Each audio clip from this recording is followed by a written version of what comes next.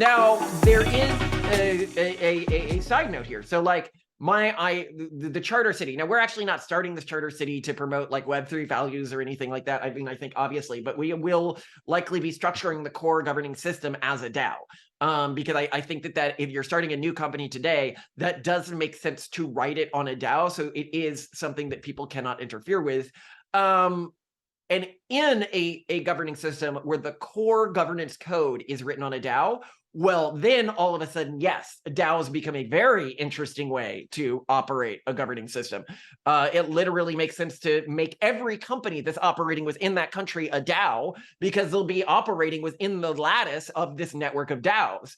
And you'll begin to get very interesting interfaces that you wouldn't have within existing governing systems that exist today. But that only makes sense because the core legal code is the DAO, and the police and the judicial system know that the DAO is the highest degree of authority within the governance system, not the legal code outside of the DAO. So in that instance, yes, you could have this idealistic world, but nothing would be particularly more efficient in this idealistic world. Like there's no point in engaging with governing systems if you're not doing a better job, like within the educational context, right? Like I was saying, a school is meant to help kids become financially successful and good contributors to society, and without like ideologically motivating them. None of those things are in any way influenced by a DAO itself. Yeah, I guess, I don't know. Does that make sense? Or yeah, so is it fair to say that like you're articulating the idea that a DAO only can have meaningful impact if it has like the full weight of law, right? yes, It sounds like it needs to exist in a structure where the premises of the DAO will be respected with the full weight of law, and people can thus de-risk the decisions they're making, the communities they're joining, and really ultimately the civilization that they're orienting their life capital towards, right? It has to be something that can offer security and permanence. And it sounds like you're suggesting that if it's built from the ground up, only then is that possible, versus it trying to ramshackle build these structures within a legal realm that is, I think, inherently caustic towards it. yes, exactly. That's exactly right. But also keep in mind that generally DAOs they're just not like that much more magically more efficient than existing governing structures. So what's really interesting is that you were talking about the culture of DAOs and like the things that they're trying right now.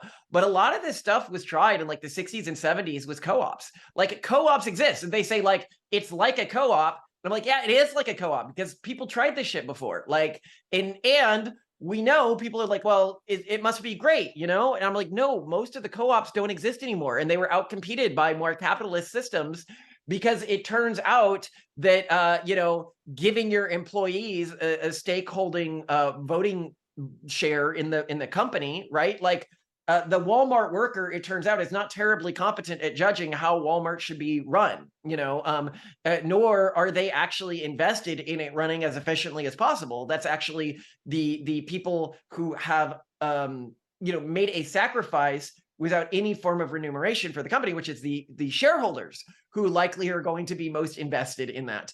And so that system, like the system we have for corporate architecture right now, is actually a very well-designed governance system when you're talking about incentives.